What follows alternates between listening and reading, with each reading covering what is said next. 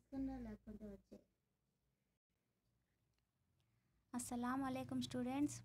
ఇప్పుడు మనము 7వ తరగతి మొదటి పాఠమైన శ్రీలు పొంగిన జీవగడ్డ 3వ పద్యం గురించి తెలుసుకుందాం.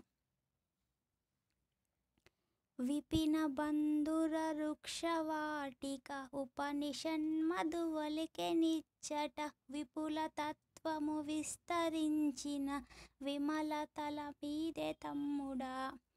ఇప్పుడు ఈ గేయము ప్రతి పదం యొక్క అర్థం చూద్దాం. తమ్ముడా అంటే ఓ తమ్ముడా, ఇచ్చట అంటే ఇక్కడ, ఇక్కడ అంటే ఈ గేయంలో ఈ భారతదేశంలో అని అర్థం. విపిన అంటే అడవి అందలి, బంధుర అంటే దట్టమైన, వృక్షవాటిక అంటే చెట్ల తోపు, ఉపనిషన్ మధు అంటే వేదాంతము అనేది తేనెను, ఒలికెన్ అంటే చెందించింది, ఇదే అంటే ఇక్కడ ఈ గేయంలో ఈ భారతదేశము, విపుల అంటే విపులమైన, ఇంకొక అర్థం వచ్చి విరివి అయిన, తత్వము అంటే సత్యమును, విస్తరించిన అంటే పెసరింపజేసిన, విమల తలము అంటే పవిత్రమైన మన భారత భూమి అని అర్థము. ఇప్పుడు ఈ గేయము భావం చూద్దాం. విపినము అనగా అడవి, విపిన బంధుర వృక్షవాటిక అంటే అడవులతో కూడినటువంటి పెద్ద అరణ్యాలు విస్తరించి ఉన్నాయి. అవే కాకుండా ఉపనిషత్తులు, మధురమైనటువంటి భావాన్ని ఒలికించే ఉపనిషత్తులు కూడా మన భారతదేశంలో పుట్టాయి. తత్వబోధన విపులంగా విస్తరించినటువంటి దేశం మన భారతదేశం. కాబట్టి ఇటువంటి గొప్ప లక్షణాలు కలిగినటువంటి మన భారతదేశాన్ని గురించి మనము భక్తి భావంతో ఈ గేయాన్ని పాడుకోవాలని మనకి గేయం తెలుపుతుంది. ఇప్పుడు ఈ పాఠము నాలుగవ గేయం చూద్దాం. సూత్రయుగముల శుద్ధవాసన శాస్త్రయుగముల సౌర చండిమ చిత్రదాస్యముల చరిత్రల చెరిగిపోయెను చెల్లెలా. ఇప్పుడు ఈ గేయం ప్రతి పదం యొక్క అర్థం చూద్దాం. సూత్రయుగముల అంటే సూత్రాలను చెప్పిన కాలం, శుద్ధవాసన అంటే స్వచ్ఛమైన సంస్కారం, శాస్త్రయుగములు అంటే క్షత్రియుల కాలం నాటి, సౌర చండిమ అంటే పరాక్రమ తీవ్రత, చిత్రదాస్యముచే అంటే వింత బానిసతనం వల్ల, చరిత్రల అంటే కథల నుండి, చెరిగిపోయెను అంటే అంతరించిపోయెను. ఇప్పుడు ఈ గేయం భావం చూద్దాం.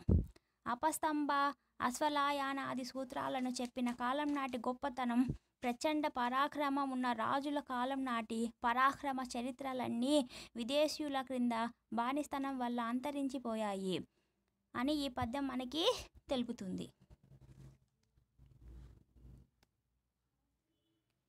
ఇప్పుడు మన మొదటి లెసను 5వ గేయం గురించి చూద్దాం. మేలికిన్నెర మేళవించే రాలు కరగగరాగమెత్తి పాల తీయని భావి భారత పదము పాడర తమ్ముడా. ఇప్పుడు ఈ గేయం ప్రతి పదం యొక్క అర్థం చూద్దాం.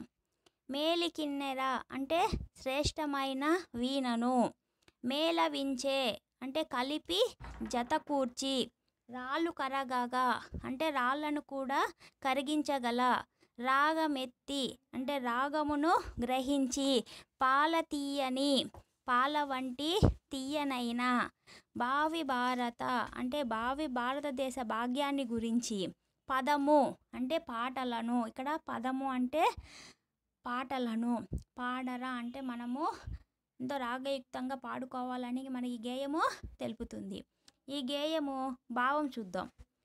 కిన్నెర వాయిద్యాన్ని మీటుతూ రాళ్లను కూడా కరిగించగల రాగంతో బిగ్గరగా అంటే గట్టిగా భావి భారతదేశ భాగ్యాన్ని గురించి పాటలు పాడుకోవాలని మన ఈ గేయము మనకి తెలుపుతుంది.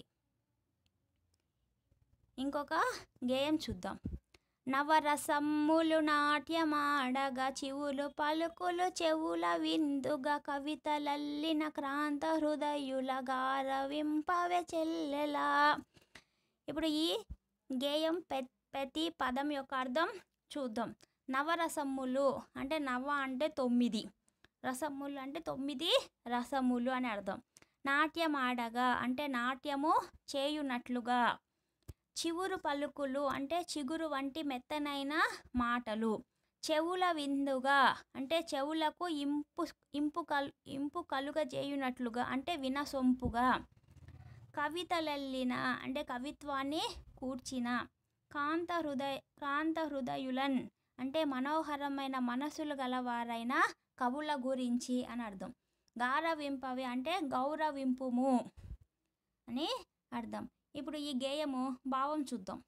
నవరసాలతో కూడినటువంటి తెలుగు పలుకులతో ఎంతో విందుగా కవిత్వాన్ని చెప్పినటువంటి గొప్ప గొప్ప రచయితలను కూడా మనం గౌరవంగా చెప్పుకోవాలి. మన దేశంలో ఎంతోమంది కవులు భారతదేశం యొక్క గొప్పతనాన్ని తమ కవితలతో గొప్పగా పాడారు. అటువంటి గొప్ప కవులను కూడా గౌరవిస్తూ మనం పాటలు పాడుకోవాలని ఈ గేయం మనకి తెలుపుతుంది.